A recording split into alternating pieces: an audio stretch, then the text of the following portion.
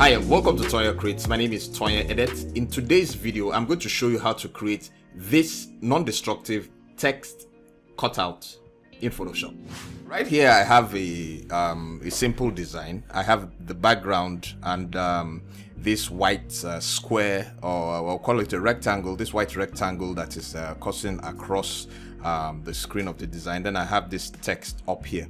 Now I want to create that effect using a technique in Photoshop which is quite interesting, simple and very interesting. But first of all, I will show you how you might have been doing it and how I've been doing it in the past. So in this folder I have a text, just a simple setup here, a text layer and the rectangle bar layer.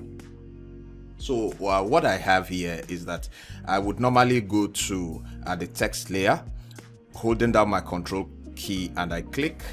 Then I select the layer that is above the background and I click on my on my masking icon. I press Ctrl I to invert it. Then I hide the text layer. It has done the job for me. You can see that wherever I move it, that the text cutout effect follows. But the problem with this is that if I want to change this text, there's no way I can do that because I've already baked in this effect. So what I would have to do is that I will have to come and retype this and apply the masking, which could be cumbersome depending on what you are working on. So the better way to do it, I'll hide this layer, is to have your layer, the layer I want to use as the cutout, and your text.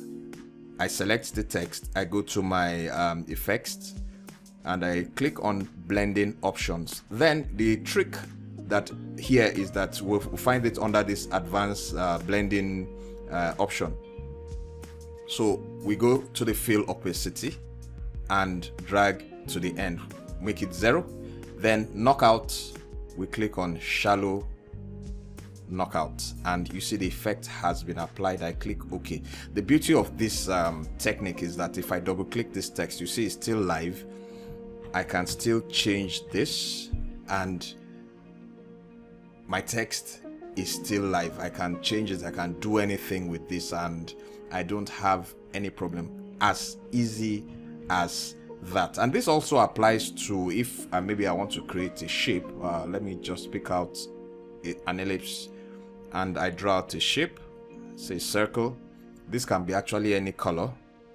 Let me double click it and just pick any color, say red. I'll just move it to where I want it to be.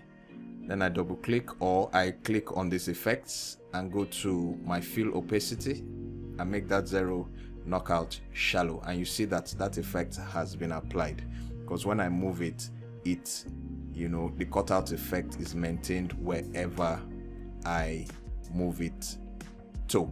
So just to add finishing touches to this effect that I've done, I'll just click and select both of them. I want to group it, Ctrl G to group, and I go and click on my effects and I create a drop shadow just to add a touch. That's all, nothing much. It's not even compulsory, it depends on your own particular needs. So that concludes today's tutorial. I hope you liked it. Don't forget to like, share and subscribe because every week I bring you new tutorials. So take care and catch you in the next one.